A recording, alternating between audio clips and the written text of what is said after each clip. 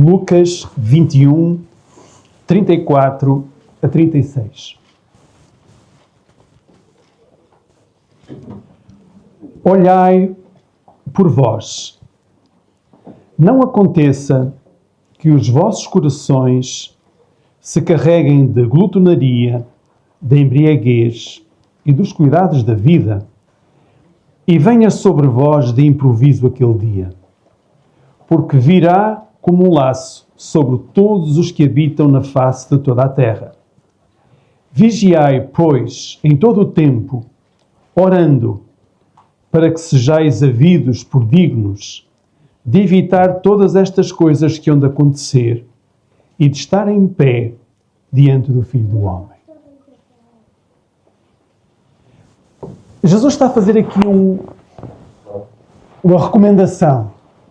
Está a fazer um alerta. E o alerta é: tenham cuidado. Tenham cuidado com o quê? Tenham cuidado para que a glutonaria, a embriaguez, os cuidados da vida não nos absorvam de tal forma a nossa vida que nos esqueçamos de Deus. E que nos esqueçamos que o nosso propósito não é vivermos só para esta vida, mas é aguardarmos a vinda de Jesus que está em breve. Há um texto que eu também gostava que nós pudéssemos ler e que está em Romanos capítulo 13, versículo 13. Romanos 13, 13.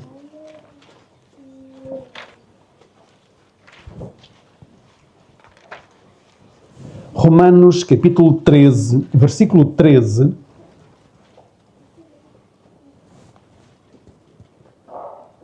E este versículo diz: andemos honestamente como de dia, não em glutonarias, nem em bebedeiras, nem em desonestidades, nem em dissoluções, nem em contendas e invejas. E diz o versículo 24: mas revesti-vos do Senhor Jesus Cristo, e não tenhais cuidado da carne nas suas concupiscências. Se nós pegarmos na história da raça humana, nós conseguimos identificar qual foi o problema de Adão e Eva. Adão e Eva pecaram, e o exemplo de Adão e Eva deve ser um exemplo para nós também, hoje. Porque Adão e Eva desejavam viver no paraíso, no Éden, para sempre. Nós também desejamos viver na terra restaurada. E eles perderam o Éden porquê? Se nós formos ao livro de Gênesis, capítulo 3, versículo 6... Gênesis, capítulo 3, versículo 6. Aquilo que eu vos trago esta manhã não é novidade para nós, mas é bom nós refletirmos. Gênesis 3, 6 diz que a Eva viu que aquela árvore era quê? Boa para se comer. Como é que se consegue ver que uma árvore é boa para se comer? É porque nós estamos a olhar para alguém e essa pessoa está... Eu, se vir alguém a comer, por exemplo, sei lá, vou dizer uma coisa que não... ostras. Mas alguém que não tenha o mesmo princípio que nós temos a alimentar, se calhar diz: a pessoa está a gostar tanto daquilo, deixa lá provar se isto é bom. Não é? Eva viu que a árvore era boa para se comer. Mas viu mais alguma coisa. Ela era também agradável aos olhos. Quer dizer, não só aquilo que o fruto era bom, mas visualmente também era alguma coisa agradável. Mas viu mais. Ela viu que também a árvore era desejável para dar entendimento. Ela teve o desejo porque alguém lhe fez ver. Quer dizer, ela foi de certa forma, influenciada por aquilo que viu. Ela foi influenciada a provar. Foi tentada a provar. E foi pelo apetite que ela caiu. E levou o seu marido à queda também. Por isso Jesus diz, cuidado. Não se deixem subcarregar pelos cuidados da vida, pelo que comem, pelo que bebem. Não se deixem seduzir pelo apetite.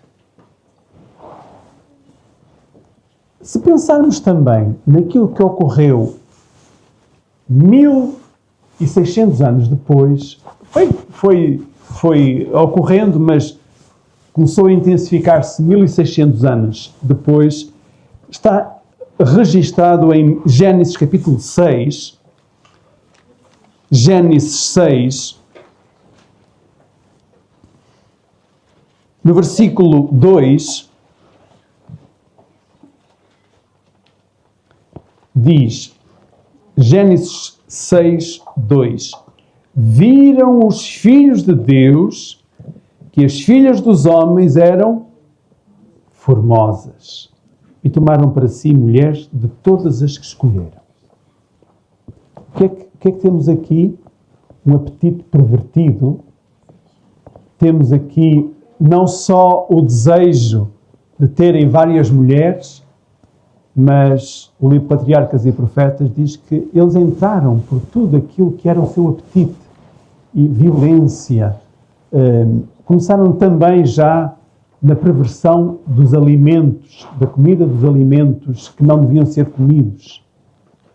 Quer dizer, o apetite sobrepôs à razão. Mas sabem, isto não ficou só pelos antediluvianos. Porque Deus destruiu este povo devido à sua iniquidade, à sua maldade, mas esta iniquidade e esta perversão, ela continuou. E mais, ela vai continuar também no seio do povo de Deus. O povo de Deus vai padecer, vai sofrer do mesmo pecado. E vocês lembram-se como é que o povo de Israel saiu do Egito? Diz o texto bíblico, foi com mão poderosa. Quer dizer, foi a mão do Senhor que os tirou do Egito. E havia muitos textos bíblicos, não quero estar a focar-me nesses textos bíblicos, mas vamos lembrar-nos. Eles saíram com mão poderosa do Egito, atravessaram o Mar Vermelho pelo poder de Deus. Eles já antes tinham murmurado porque tinham os egípcios atrás deles, mas depois de passarem o Mar Vermelho, logo 3 dias depois, eles estão a murmurar. E estão a murmurar porquê? Porque lhes falta água. Caminham mais um pouco e estão a murmurar porque lhes falta alimento. Falta-lhes pão. E Deus vai providenciar o pão para eles. Mas eles não estavam satisfeitos com aquele pão. E eles vão dizer, oh Senhor, tu trouxeste-nos para este deserto para nós morrermos aqui. Melhor era estarmos no Egito. Nós lá tínhamos as cebolas, tínhamos os alhos, tínhamos a carne, tínhamos tanta coisa boa. E agora aqui só temos este miserável pão.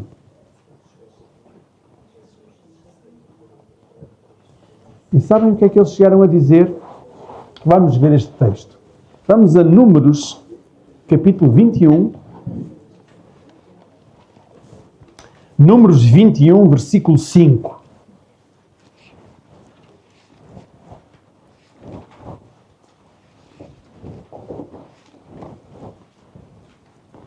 Números 21, versículo 5. E o texto diz, e o povo falou contra Deus e contra Moisés. E o que é que eles falaram? Eles disseram, por que nos fizeste subir do Egito para que morrêssemos neste deserto? Pois aqui nem pão, nem água há. E a nossa alma tem fastio. A minha versão diz deste pão vil. Que pão era este?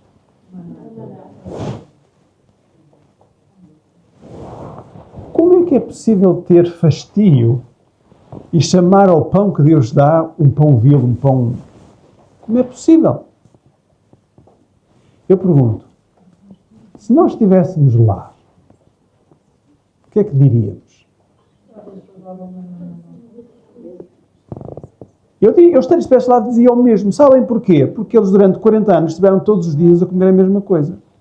Vocês ficam satisfeitos por comerem todos os dias a mesma coisa? Mas aquilo era um pão que Deus dava, era um pão... O pão da minha esposa, só quero comer dele. Mas eu estou a fazer esta pergunta para nós pensarmos. Realmente, 40 anos a comer sempre a mesma coisa, não dá para nós chegarmos a um ponto de ficarmos... Mas não. E a bem de Deus, não. Por isso eles disseram, Senhor, nós queremos carne. Queremos carne, Senhor.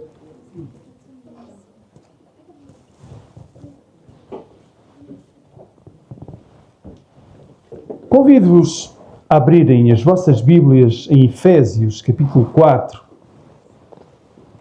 Efésios, capítulo 4, versículo 22.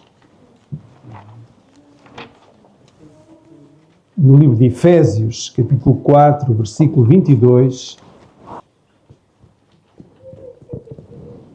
E este versículo está-nos a fazer um desafio.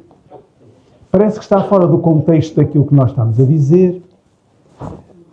Mas o Paulo diz aos Efésios 4, 22 que, quanto ao trato passado, vos despojeis do velho homem que se corrompe pelas concupiscências do engano. Paulo está a dizer assim, olha, deixem para trás, deitem fora aquilo que é de uma natureza pecaminosa. Porque essa natureza pecaminosa vos corrompe. E sabem o que é que estava a acontecer com o povo de Israel? O povo de Israel saiu do Egito, mas não tinha tirado o espírito do Egito dentro deles. E eles continuavam a desejar tudo aquilo que o Egito tinha, e agora no deserto eles não tinham essas coisas. E Deus queria levá-los do Egito até Canaã, porque queria que neste percurso eles aprendessem, tivessem um estilo de vida de Canaã e perdessem o estilo de vida do Egito. Mas como eles não perderam esse estilo de vida do Egito no percurso do deserto, Deus disse, vocês vão ter que ficar aqui ainda mais 40 anos para ver se a geração que vem a seguir se muda o estilo de vida e passa a ter um estilo de vida de acordo com Canaã, com a terra que eu vos quero dar. E a minha pergunta hoje é, porquê é que nós ainda estamos aqui? Porquê é que ainda estamos aqui? Já devíamos estar no céu. Já devíamos estar a desfrutar da nova terra. Porquê é que ainda estamos aqui? Porque nós ainda não tiramos o Egito dentro de nós.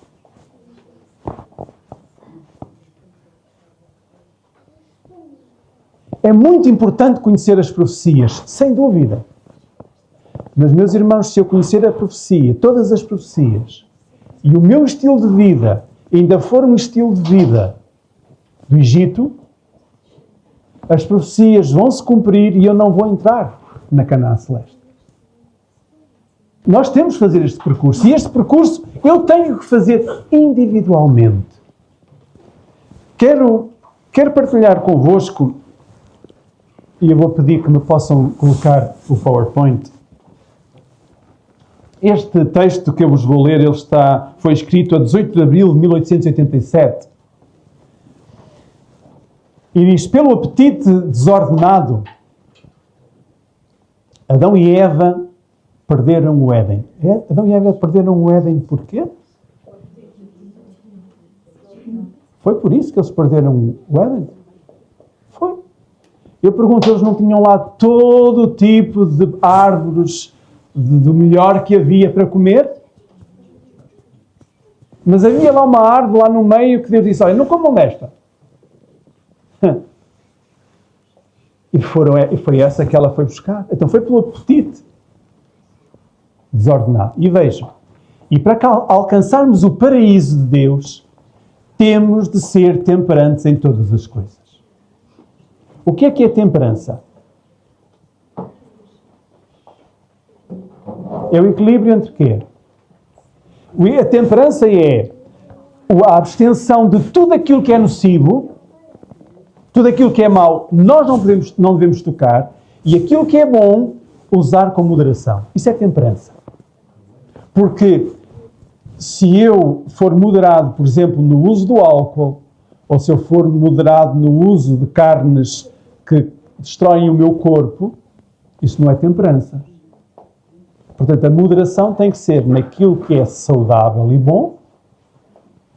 Eu não posso comer 1 quilo de nozes. Ou não posso comer 200 gramas de nozes. Ou 100 gramas de nozes. Eu posso comer algumas nozes à refeição. Porquê? Porque se eu comer em demasia, elas vão ser prejudiciais. Elas vão ser prejudiciais. Mas se eu comer na dose certa, elas vão ser excelentes para o meu organismo, para o meu cérebro. Ok, então, eu tenho, reparem, aqui diz, para alcançarmos o quê? A saúde, é isso? Não, é o paraíso de Deus.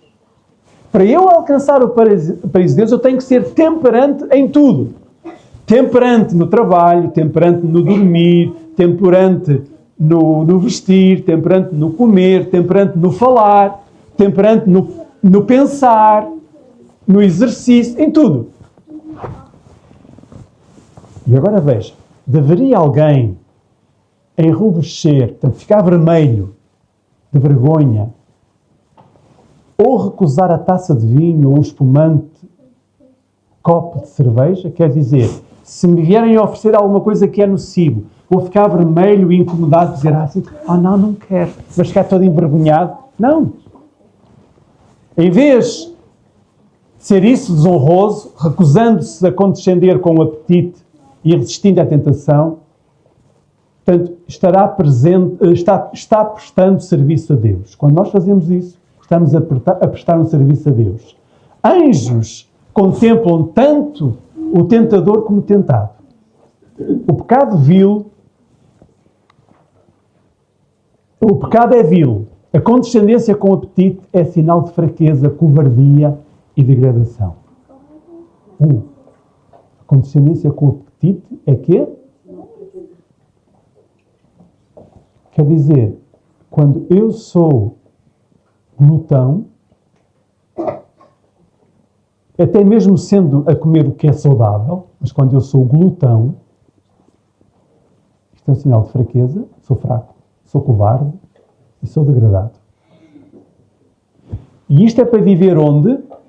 Nesta terra? No paraíso de Deus. Honrosa é a negação do apetite. Os mais graduados seres do céu observam o conflito que se trava entre tentador e tentados. E se os tentados volverem costas à tentação e no poder de Jesus vencerem, os anjos se regozijarão e Satanás terá perdido o conflito. Então, nós precisamos dominar o quê? O apetite pervertido. Foi isto que o povo de Israel não venceu. Foi isto que os seres que viveram antes de Noé não venceram e foi isto que Adão e Eva também não venceram. E reparem, Adão e Eva estavam em excelentes condições, eles tinham sido perfeitos nas mãos de Deus. Mas mesmo assim foram tentados pelo apetite. Nós hoje temos menores, eu estou a falar em termos humanos, temos menores condições para resistir à tentação do apetite. Mas temos mais poder porque temos o poder de Deus que nos foi concedido. E Jesus venceu o apetite para que nós pudéssemos vencer também.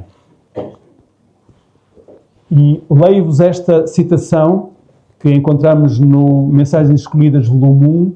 Muitos que professam piedade não investigam a razão do longo jejum e dos sofrimentos de Cristo no deserto. Então, nós devíamos investigar o quê? A razão porque Jesus jejuou.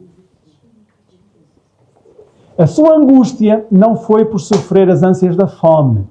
Portanto, Jesus não esteve aflito porque tinha fome. Não.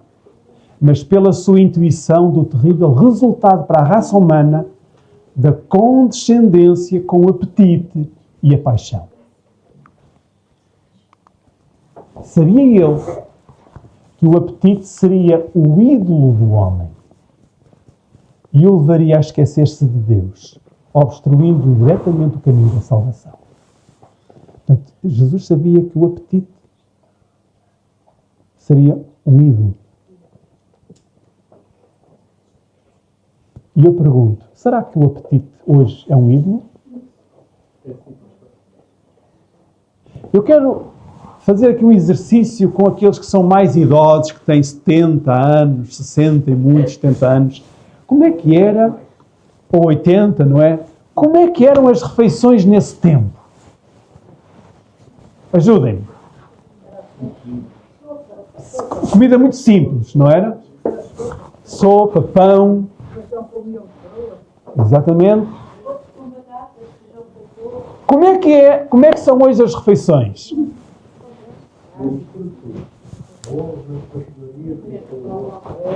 McDonald's, não é? Eu vi recentemente alguém a dizer, vi alguém a dizer que a comida que se estraga é comida viva. A comida que não se estraga é comida morta. E eu achei interessante esta observação. A comida que não se estraga é morta, está morta. E vocês vejam, não há comida que parece que nunca se estraga. Já viram aquele exemplo de pessoas que conseguem ter um McDonald's durante anos e eles não se estragam? Guardados e eles não se estragam. Há pessoas que têm isso. Eles não se estragam. É comida morta. Portanto, hoje, o apetite está no comando de tudo da vida. E Satanás foi derrotado no seu objetivo de vencer a Cristo na questão do apetite. E no deserto, Cristo alcançou uma vitória em favor da raça humana. Está humano, mas é humana. Na mesma questão do apetite, tornando possível ao homem no futuro vencer em nome dele a força do apetite em seu próprio benefício. Então, nós podemos vencer o apetite por meio de quem? Pela vitória que Cristo obteve. Satanás não estava disposto a cessar os seus esforços até que tivesse tentado todos os meios para alcançar a vitória sobre o Redentor do mundo. Fez tudo para vencer a Jesus e não venceu. E Ele está a fazer tudo para nos vencer. E meus irmãos, esta mensagem é para mim, porque eu sou glutão. A minha natureza é uma natureza de glutão. Eu gosto de comer. E gosto de comer além daquilo que eu preciso. E eu não estou a falar para vocês, eu estou a falar para mim. Eu tenho que vencer isto com o poder de Deus. Porque o meu apetite, por vezes, é um apetite pervertido. E Jesus venceu para me dar a vitória. Enquanto a vida de Cristo não se torna um poder vitalizante em nossa vida, não nos é possível resistir às tentações que nos assaltam interior e exteriormente. Portanto, a vida de Cristo tem que se tornar um poder vitalizante na minha vida. E Cristo veio a este mundo e viveu a lei de Deus a fim de que o homem pudesse ter perfeito domínio, reparem, o homem tem que ter perfeito domínio sobre as naturais inclinações que corrompem a alma. Mas isto só é possível por quem? Por Cristo. Então, voltemos ao povo. Podemos sair daqui. Voltemos ao povo de Israel. Porquê é que o povo de Israel não venceu? Porque eles não compreenderam que o plano, o propósito que Deus tinha estabelecido para eles era o melhor. Eles não se apoderaram do poder divino. E como tal falharam. Nós podemos apoderar desse poder. Nós podemos. É verdade. Eles foram na sua força. E nós, infelizmente, também... Eu vou muitas vezes na minha força. Mas, meus queridos, o povo de Israel disse: ó Senhor, nós temos fastio deste pão vil. Será que nós também temos dito ao Senhor: ó Senhor, nós temos fastio destes princípios de saúde que Tu nos dás? Estamos fartos, Senhor, de comer legumes e verduras.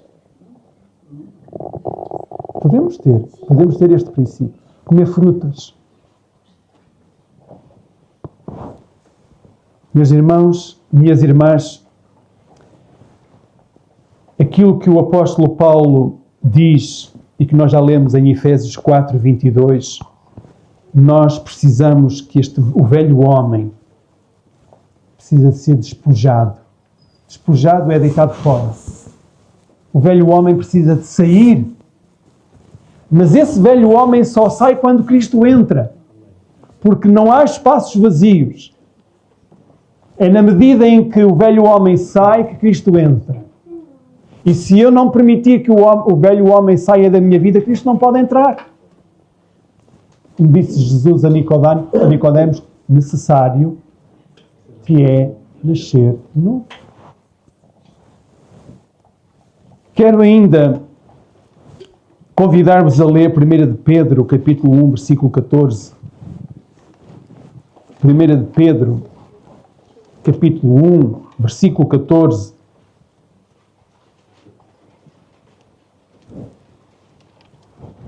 E Pedro, ao escrever esta sua primeira carta, ele diz: como filhos obedientes, não os conformeis com as concupiscências que antes havia na vossa ignorância. Quer dizer, no passado, na nossa ignorância, fizemos coisas que desonraram a Deus. E, meus irmãos, se hoje estamos a fazer coisas que desonram a Deus, saibamos, isto, pelo poder de Deus, nós podemos vencer. O Senhor quer nos dar a vitória. E sem essa vitória nós não entraremos no paraíso de Deus. Sem essa vitória nós não podemos ser representantes, luzes no mundo. Sendo filhos obedientes, deixemos as concupiscências. E vocês podem dizer assim: é difícil, o apetite é difícil de vencer. É das coisas mais difíceis de vencer, é o apetite.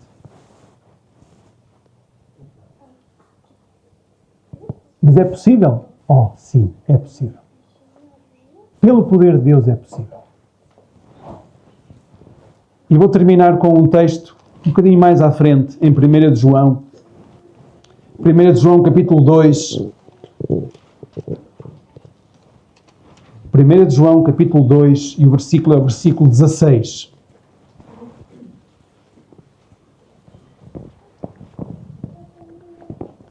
Porque tudo o que há no mundo, a concupiscência da carne, a concupiscência dos olhos e a soberba da vida,